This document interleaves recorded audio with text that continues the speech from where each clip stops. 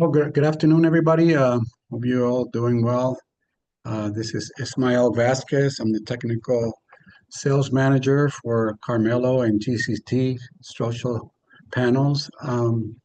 We're located in Puerto Rico. That's where our main office is for Carmelo and Toa Baja. And Carmelo does several products from blocks and mortars and structural insulated panels as well. Um, but today we're going to be speaking about the self-leveling. And we have an underlayment, that's the panel that you see on the right. And we also have a fast set leveling mortar, which is our topping. It's also a self-leveling uh, mortar as well. So you can fix floors, rooftops, because you can use them inside and out since it's not a gypsum based self-leveling. So uh, for today on our agenda, we're going to be speaking about concrete moisture testing. That's the main thing. How to prepare a concrete surface. I'm going to go over some of the ICRI, International Concrete Repair Institute's methods. We're going to talk about equipment and how to use them. Uh, we're also going to go into the self-leveling mortars and view some of the projects we have done, so you have some ideas what can and cannot be done with these systems. And so we'll talk about some underlayment projects and also topping projects. Carmelo's been in the business since 1955. We started manufacturing blocks. Uh, then we introduced the manufacturing sand. We have 4 quarries in Puerto Rico. And then we introduced the interlocking concrete pavers in the 80s. Then back in the 90s, we got the license from Keystone to do retaining walls and garden walls.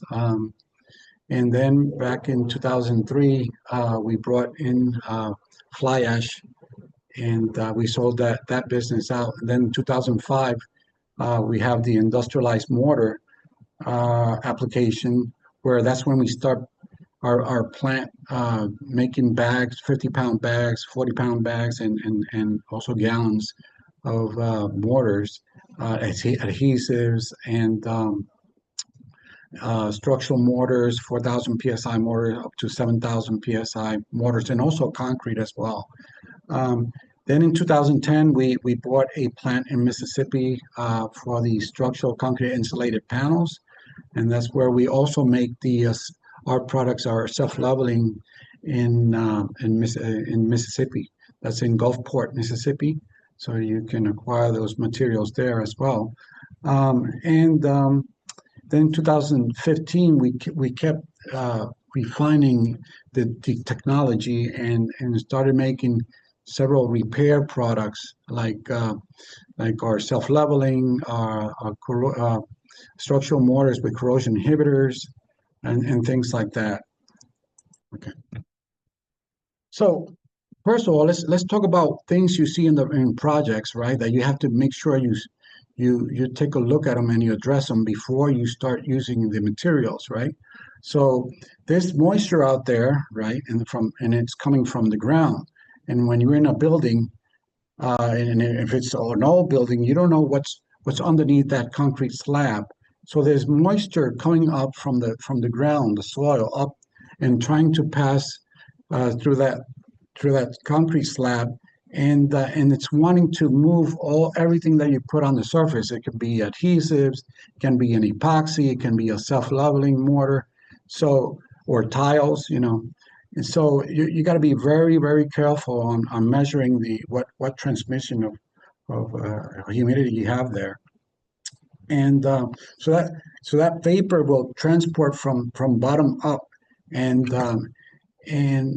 then you'll have maybe a barrier there, but then you have an alkali silica reaction might form underneath, and then that's where things get moving around in that floor and probably will pop up as well as a problem.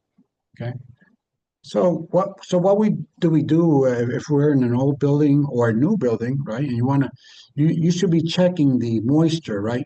And there's a calcium chloride test that you can do First of all, you prepare the surface, right? So you take all that latents where you have in that surface of that concrete, take that latents out and make sure that that concrete is porous, right? So then you put your calcium chloride test open without the cap. You should be measuring that calcium chloride first, and then later on you put back the cap, and then you measure it on the weight. And it's important once you measure that, let's say from 36 to 72 hours, that's the maximum amount of hours that test to be there. Um, you take the weight there and then you put it in a formula. So if that formula gives you more than 4 pounds, that means you have vapor transmission. There's us, let's say an epoxy manufacturer or an underlayment or self-leveling topping manufacturer will tell you how much pounds per square feet will sustain with that system, right? So if it's over 4 pounds, then you need to put a liquid vapor barrier before you put your let's say self-leveling or whatever system you're going to be applying. There's also another test called the in situ probe test. That's the F2170. And then you drill the hole and you'll put one of these probes in. It has a digital watch there, and if let's say if there's moisture, and here you're measuring HR, right? Relative humidity. Um, you if that relative humidity is over, let's say 75%, then you have moisture in the system, and that means you're going to be needing a vapor barrier. These vapor barriers might be, let's say, an epoxy based vapor barrier, and you can roll it on, and that will, let's say, resist about 20 pounds of that vapor transmission. Other things that you have to look for is also foreign materials that interfere with the adhesion of the self-leveling. So there, so let's say we have a new slab and they put some curing compounds there. So when you come into let's say put a self-leveling or an epoxy, you got to make sure you remove that curing compound. Well, mainly we will use, let's say, mechanical use like a shot blaster or a diamond disc to take out at least that latents on that surface. So you might have penetrating sealers, film forming sealants, uh, grease, hydraulic fluids. So let's say you have grease in that floor. So you have to make sure you take all what is contaminated from that surface. You have to either clean it or go mechanically and go down and take that surface out, and to make sure that when you put something over that, it will really stick to the surface, right? You can also find, let's say, powders like this is what we call latents, where the concrete, once it cures, let's say the water, since it's it wastes less in that mixture, it will go up, right? And then it will land on the surface of that concrete. That means your water cement ratio on that surface will be the weakest link there. And then you'll probably get some dusting as well. So this sometimes you get contractors putting, let's say, more water on that surface, and then more than the bleed water, right? And also adding some cement on the surface, and so you'll get some dusting there as well due to those activities. Okay, so the ICRI, International Concrete Repair Institute, has a manual and guidelines on how to do preparations, right? Selecting, specifying concrete surface preparation for sealers, coatings, and polymer overlays. Ours is a polymer overlays, right? We have polymers in our self-leveling as well, so other than cement, right? So this is a guide that you can take a look at, and it also provides you with the 3732 guide, for the ICRI. They also provide you the concrete surface profile of prep that you need to do before applying, let's say, uh, a self-leveling or coating, depending on the thickness. And they also provide you some pads where you can compare, the surface preparation from 1, 2, 3, 4, all the way up to 9. And so your manufacturer will tell you what CSP are they looking for, right? So how do I get those the CSP, right? So let's say from a sealer, if you're using a sealer, a thin film, a high build coating, a self-leveling topping. Self-leveling topping can go up to 1/8 of an inch, but then we have a polymer overlay, an eighth of an inch to a quarter inch. So let's say it's a quarter inch. So you would need, let's say, a CSP of 5 all the way up to 9. And then if you have a concrete overlay that goes from over a quarter inch and over, or repair material, then you need a CSP from 5 to 10. So that's the idea there. And then you can be using, let's say, a shot blaster or a scarifier or diamond disc to get those prep. So why do I need to prep the surface, right? If you have say a nice slick surface on floor, right? You need to roughen it up. You need it to have a bite, let's say some angle on that surface, right? So you need to open that surface, get out the latents, so that when you use your primers, they will penetrate, and that will become an anchor in between your substrate and also the system you're going to be putting on the top. If in this case will be an underlayment or a topping.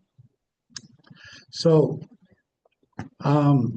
and again, if you have, let's say, mechanical, let's say, impacts, like let's say you're in a mechanical room or a repair shop, where you have some pieces or tools falling on the floor, and making those dynamic loads, then you really need to do that, have a nice surface prep, and have a good concrete surface preparation there for that. Let's say if you're in an office, you might not need that much of that, let's say, CSP.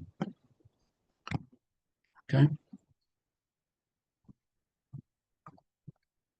So to get a CSP about from 1 to 3, you can use a diamond disc grinder, okay? And that connected to a vacuum cleaner will help with the cleanliness of the areas where you're working. Also, there's a bigger,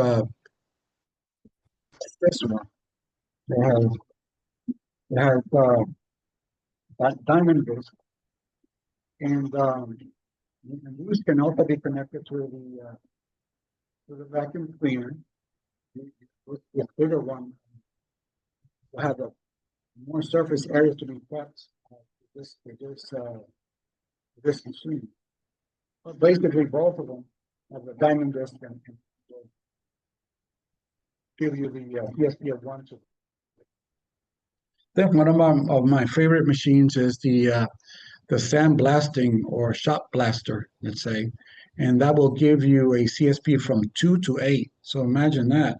You can almost do most of these CSPs that is required by your manufacturer of product, right? So, and again, if it's a self-leveling, you need a CSP from 4 or 5 and up, okay? And here, let's see how that. Here, the machine has steel balls, right? They're shooting onto the surface of that concrete, and it's opening the pore, taking out the latent, so that probably a 16th of an inch that surface of the concrete. Then that way you have a cleaner, more, or let's say, profile pore to stick on. Here then you can go behind with these wheels, magnets, and you can pick up any steel bearings that fell on the floor. Okay. Also, another thing you have to look for is also the the joints, and there's different types of joints out there. You have isolation joints. See if I can show you one here. Isolation joints like this one, and if they're doing a repair here, here on a column, you'll have an isolation joint. Okay, so that's what. Then control joints here. You can call this a control joint here, and this one here. Okay. And mainly the best type of joints is a 2x1, okay, or 1x2. So you have every 40 feet, you have one every 80 feet, or 20 by 40. That's the best way to make joints. And there's always questions of, can I go over with a self-leveling one epoxy over these joints? If it's a moving joint, you have to have a flexible joint there or compound inside, like a silicone or semi-epoxy, semi-rigid epoxy in between those joints, so you have that movement. But if it's not a moving joint, you can fill it up with epoxy, and there's no problem with that. Also, depending on the design of the slab, depending on the depth, right? That let's say that joint that's made up on the top will be a 1/4 inch times the depth of that slab. And why do people or in warehouses do these, right? Or the designer is that when you have the crack coming in from the joint moving with the stresses, right, in tension, then the joint will hide that crack. And hopefully that crack went to the same university of the joint, right? Not always you can get that joint to crack in that area, but the idea is that we want to cut and make it the lower section here, so that when these slabs expand and contract as well, it will crack in this area and not on the other areas that were not cut.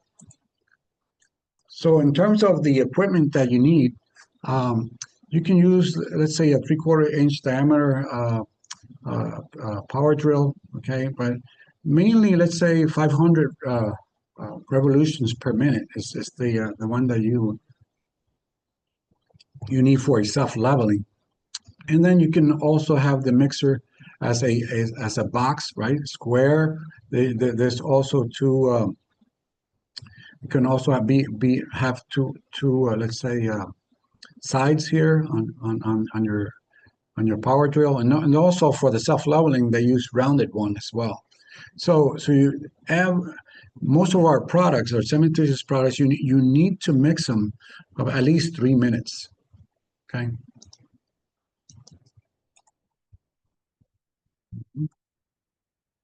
So one way to mix these self-leveling and underlayments is by using a pail, and make sure that you have a big enough pail that when you have a 15-pound bag, it's usually right on that edge of that pail. So you have to have a longer pail to mix these materials, right? So you can do small areas, right, with a pail in a power drill mixer. Also, you have also these types of drums, right? Here's a brand Porter Mix, where they already have the power mixer there, and it has wheels where you can, once you mix it, you can take it to the area where you're mixing, you're laying your self-leveling or underlayment, right? And it's a pretty good system there. Also, in our company, we have a company we have a machine called the Monomix, and this one you can break the bag on this hopper here, and it will mix the mortar, and you can adjust the amount of water. Mainly these self-levelings that we produce is from 0.9 to a gallon of water per every bag, and this will mix it and transport it with a let's say a hose 32 feet. You can put up to 32 hoses there, and you can bring it up to a second floor, and and uh, and do the let's say the self-leveling with it. Also, we have the dual mix. It's this one was more efficient than the mono mix, but the problem with this one is that you need a three-phase voltage there, 16K watts to move this machine, versus the mono mix. All you need is 12K watts, and this is a single phase. So if you have a plug for your, let's say your stove or dryer, you can connect it there. Um, then these other machines, you can also mix the self-leveling as well. This is a D30 machine, and this does something like a wheelbarrow. And but then we have the P50. That this is the pump on the bottom, and these machines you can also do the self-leveling with. Okay. But mainly, what we recommend is the Monomix if you're using these types of machines. And why? Because you can mix 675 square feet in an hour, okay, or 550 bags per day using a half inch thick, self-leveling. And so it's quicker, and you will eliminate, waste. So you'll get the job done faster as well. Only so again, we have two types of self-leveling in Carmelo. We have the underlayment, that's the one in the right.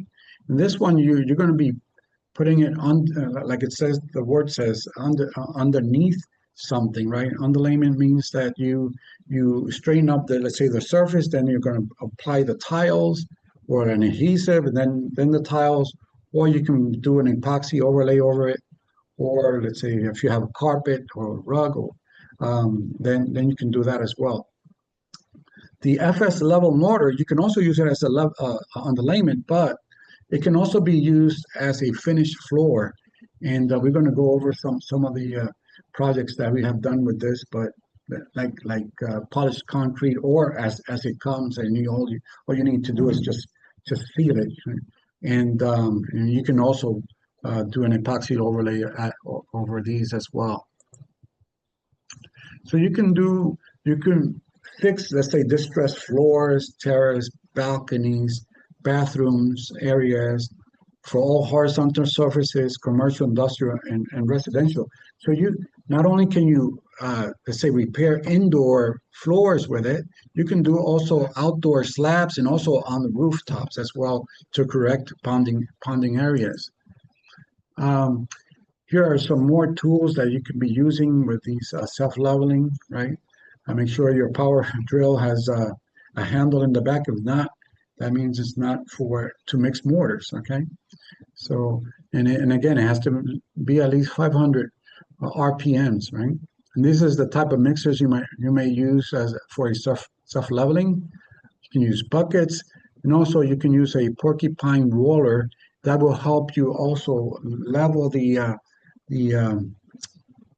the self-leveling, and also take out some of the air that comes in when you're mixing the material.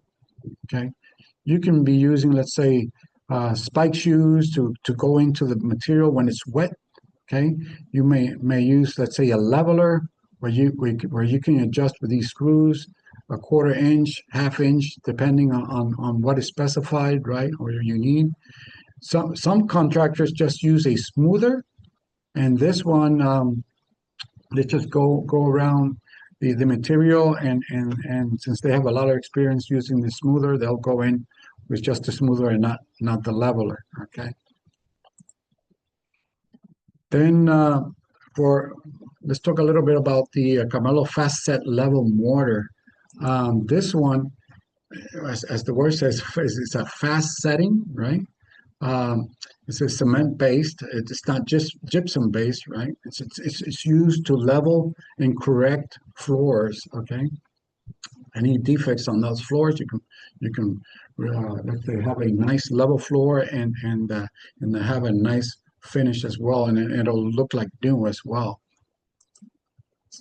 And it has a workability about 25 minutes. Um, you can achieve, let's say, in 4 hours after it dries, you can walk on it. So, but in 24 hours, it'll have, let's say, 3,000 psi. This material, the FS level mortar, in 28 days will have like, or let's say 4,000 psi. Uh, so, so that's why we call it a fast set. Uh, uh, let's say leveling, topping. You can say topping as well because it can be a finished floor. Okay? So it's gonna leave you a nice smooth finish. So you can bring it back to service in 4 hours. And it's high strength, 4,000 psi in 28 days, 24 days, you'll get the 3,000 psi. And it has a lot of polymers in there, but I always recommend to use a primer. It could be acrylic or latex as a primer, and or you can also use an epoxy, 100% epoxy primer. Then you can broadcast some silica sand over that, and that will have a better bite, let's say, a profile for when you put your self-leveling.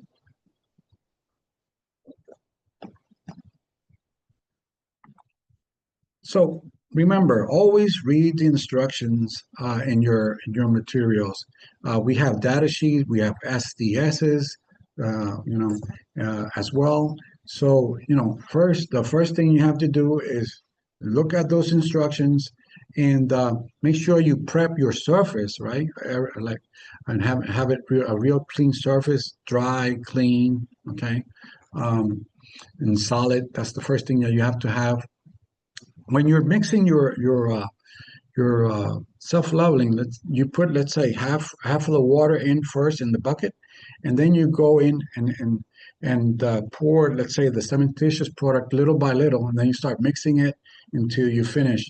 Again, you need at least 3 minutes to mix this mortar, and you may let it rest, but this mortar is very fast, so it's very important that when you pour it, you go back quickly and make some more. If you're doing a floor, let's say a 10 by 20, that means you have to keep the mix going wet on wet. So you don't have any joints in between pores, right? And that's very important. Okay. There's some. This is how the material looks like. You can say this could be an underlayment or a topping. That's how fluid they look like. Okay, this is correcting a ponding area on a roof, let's say.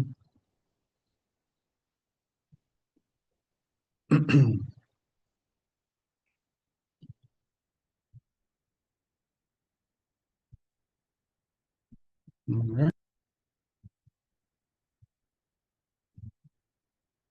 So, yeah, if you have ponding area in a concrete roof, you can fix it with the FS level mortar. Okay. Here, let me show you another video here of a project.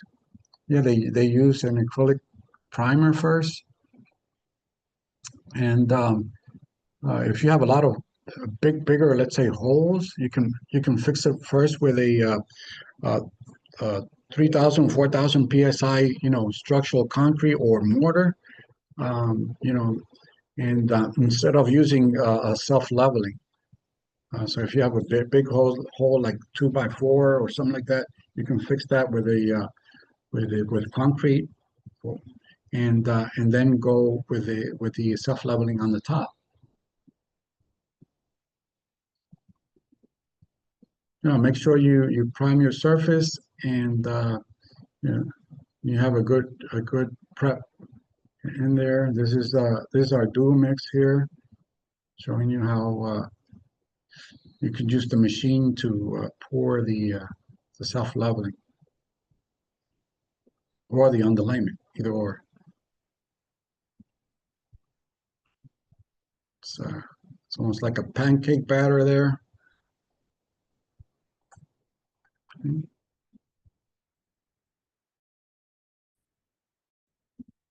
So so you can fix damaged roof, or if it's concrete, right? Concrete roofs, you can fix them. And we have customers that they do the whole roof. with this system.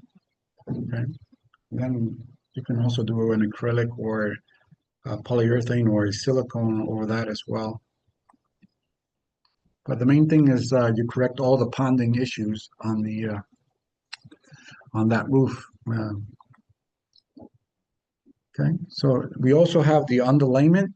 The underlayment has let's say in 24 hour it will get solid, real solid. So it's not like the fast set level mortar that in 4 hours you can go walk on it.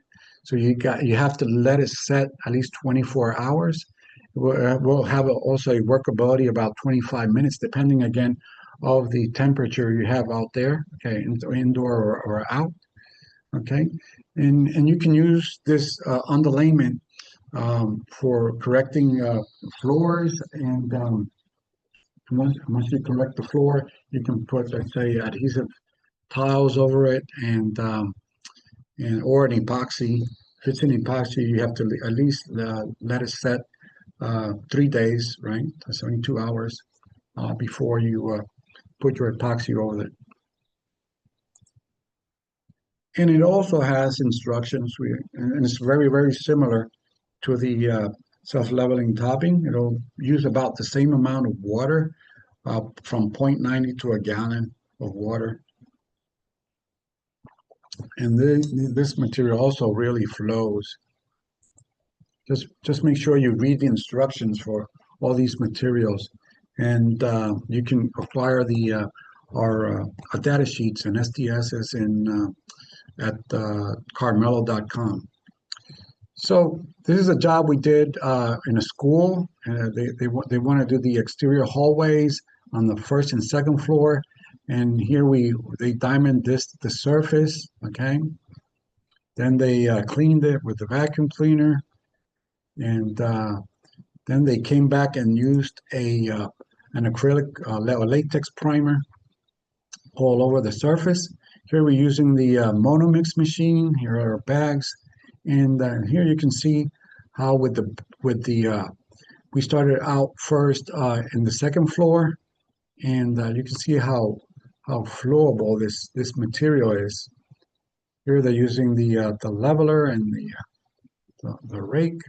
Okay. So here you use the leveler as a gauge. If you want minimum, you should be using at least a 1/4 inch of this material so it flows, right? And then you can also use in areas where you're joining one pour to another the leveler, and that's where you help out the material to join one pour to the other. And then you can go in with the at the end with the porcupine roller while it's still wet, and take out all that air and help it level as well. Okay. Here we decided to put, or the customer wanted some vinyl flakes over it. So he's there with his spike shoes going into the material and broadcasting some flakes. So once it dried, you had this one you would have to wait at least a week for it to seal, since this is cementitious, right? You need all that water to go out before you do a final seal on it. And here you can use a chemical resistant urethane on the top so it doesn't yellow that surface, and that's the one that you should be using on the exterior, a non-yellowing product, right? Sealer. Here's another job that we made. This was a lab, an operating room in the hospital. We did not know that there was tiles underneath. So once we started taking all that vinyl out, from years and years, they were having problems with humidity, and we got this surprise that we were not expecting to have those tiles there, but I did assume that we needed a self-leveling underlayment on here, so we did quote it before we did this job. And here they're cleaning they diamond this the surface because we did not have the time to take all of those tiles out. Um, and once they cleaned it right with solvent, then they went in with a vapor barrier. Usually, and it has to be that way. The vapor barrier should go over the concrete, but since this was a weekend job, the contractor could not go back and once he started, and we didn't have enough time, so so they did the vapor barrier system, and then they poured the underlayment. You can see the underlayment there getting wet, and then when it's dry, then they applied a primer over this underlayment, and then they did an epoxy broadcast system over that with gray and the vinyl flakes there. This is another hospital. You know, you have to make sure that you prepare the surface, make sure all the bumps, all the concrete that's not needed there, and it's in the way. You fix all the area before you start applying the self-leveling. Here, you see them on the hallway. And then the porcupine roller is excellent for leveling and taking out all the air, most of the air out. And then you have a final floor there. This is a job we did with the self-leveling on a terrace. They waterproofed the terrace first, right? We used a latex primer since, you know, um, the after they sealed it, they had to wait a couple of days, and we couldn't go in with the mortar, so we had to do another primer. But this system that they use for the waterproofing does not need a primer to underneath the underlayment that you'll be putting over. So they waterproofed it, and then they put the self this would be a self-leveling topping, the FS level mortar, and we did it with the machine, our mortar mix machine that was on the first floor, and with the two hoses they pulled up the material. A video of how with the self-leveler with the smoother they go and fix the areas.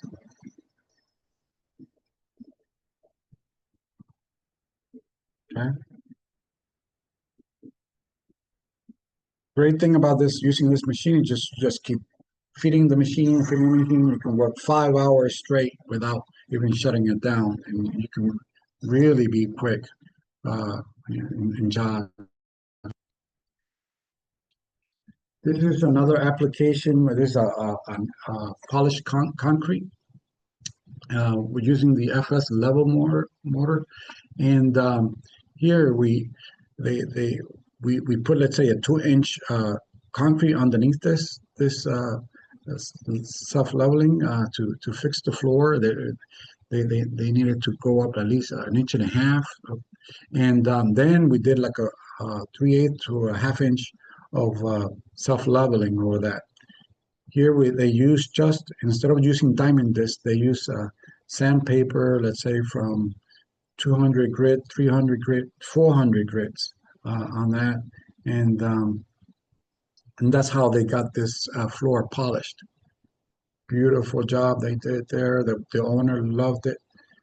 This was an apartment building, 2-floor apartment building. And this is another job that we did with the polished FS topping. And the main thing is that you do a sample, a small sample, so that the customer knows what he's going to receive, right? And what he's going to get. Once he approves that small sample, then you can go into your job, do the prep work on the surface, right? Here we did the vapor barrier with also an epoxy with aggregate on the surface, right? Quartz aggregate. And then we did the installation of the self-leveling topping. Okay. And here we used a bigger machine with diamond disc, and we were able to finish the floor and real nice slick finish and polished. Well, that's what we have up to now. If you can open your mic if you have any questions. We can try to answer them for you.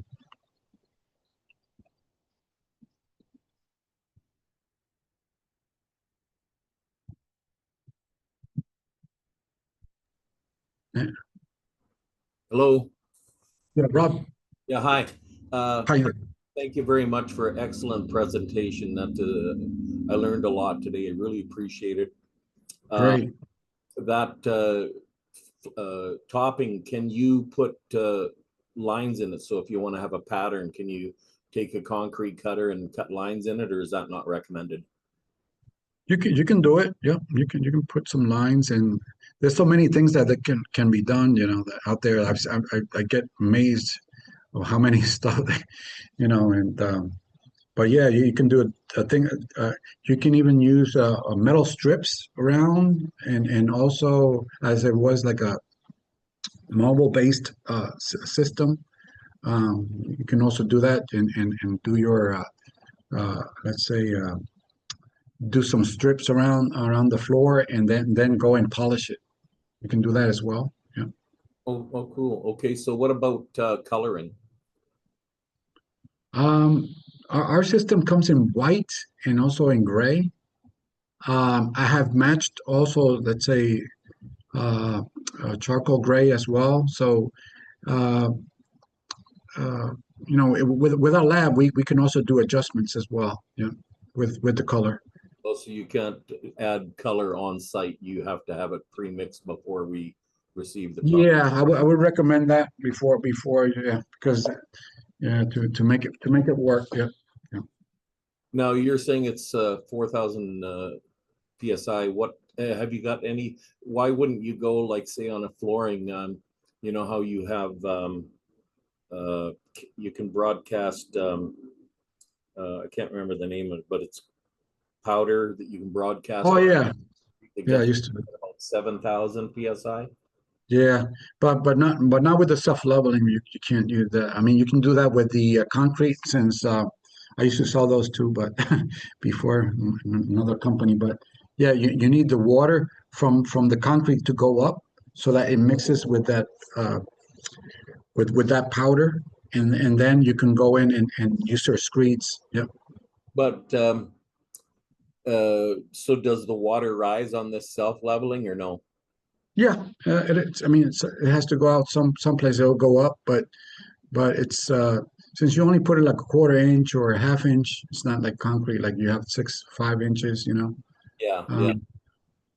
So, but my main question is like, can you get this topping with a higher psi? Not from us. Our underlayment, it's curious. Our underlayment uh, has 7,000 psi. Uh, but you have to cover it with either adhesive or an epoxy or something else. Yeah. Uh, okay. Yeah. I'm Yeah. just thinking about wear because the harder the better, obviously, for wear. Mhm. Yeah. Um, I had one other question, but I can't remember. So I'll listen to other people's questions and hopefully I'll remember what I was going to ask you. Thank you again. Very enjoyed it very much. Thank you very much. Great. Thank you for coming.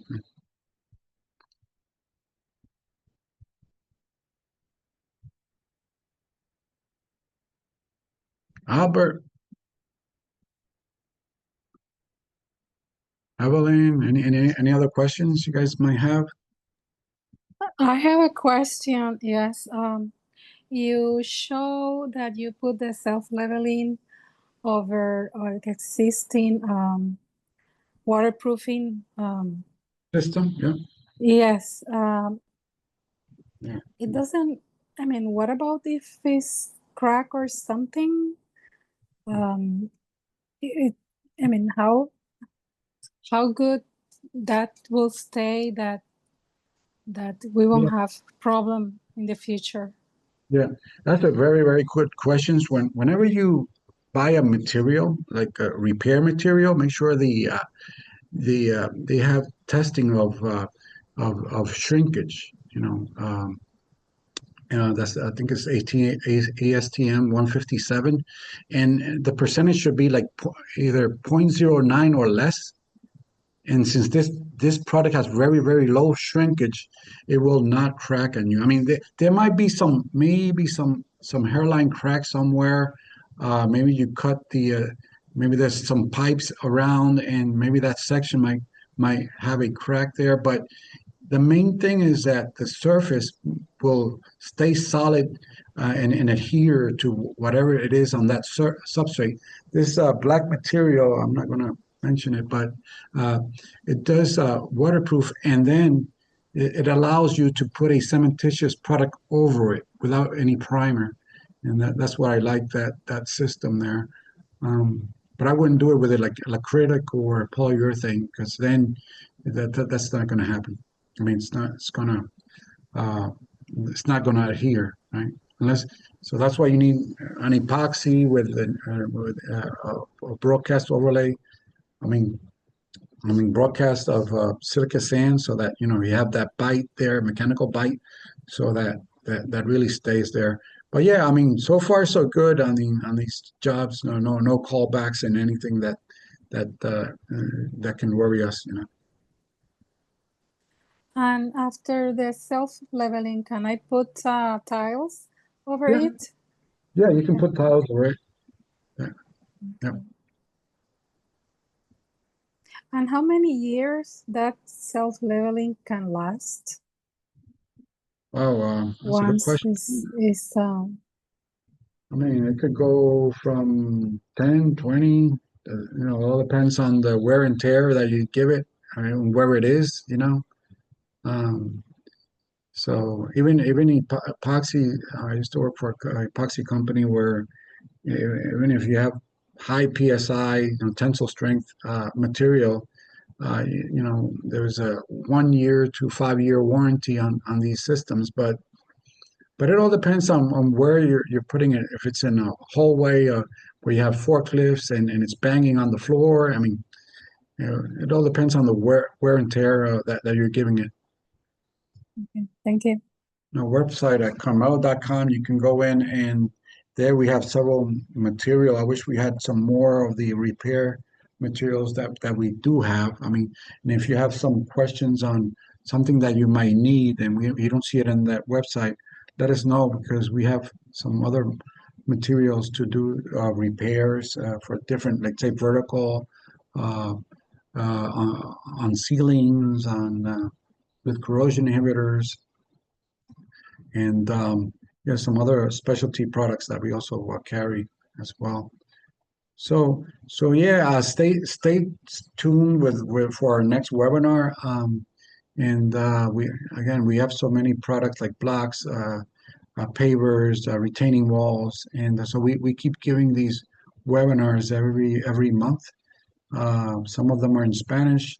I mainly do the ones in English with Carmelo, and we also have workshops, but those are in Puerto Rico for, let's say, structural panels. We also have workshops in the States for structural panels as well, to do buildings with the structural concrete insulated panels. So yeah, you can also go to our website and register to other webinars and see what other activities we have, and so you guys can keep learning on these materials. And again, really appreciate your attention, and yeah, and give us an email, call us. You can send us an email at info@carmelo.com, and ask us any questions that you may have. Well, have all a great day, and really love to be with you guys and talk a little bit about these cementitious products.